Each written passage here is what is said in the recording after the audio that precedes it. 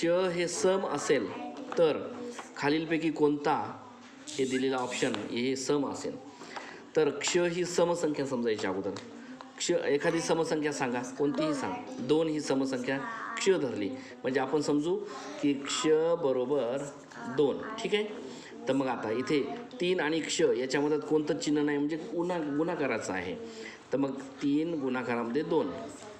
3 दोन्ही 6 आलं. 6मधनं किती वजा करायचे? सॉरी मराठीमधून नाही ना हे. 3 गुणाकारामध्ये 2. 3 दोन्ही 6. 6 वजा 1 किती येतं? 6तून 1 गेले 5. 5 ही समसंख्या आहे का? नाही की बावळटा नाही ना. इतकं काय टेन्शन घ्यायचं नाही.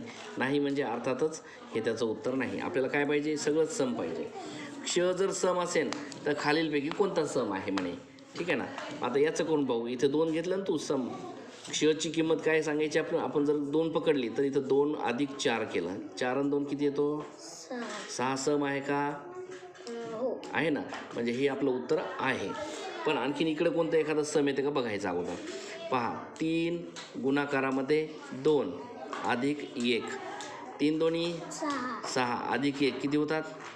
7. 7 सम आहे का? नाही. कॅन्सल. हे आपलं उत्तर नाही.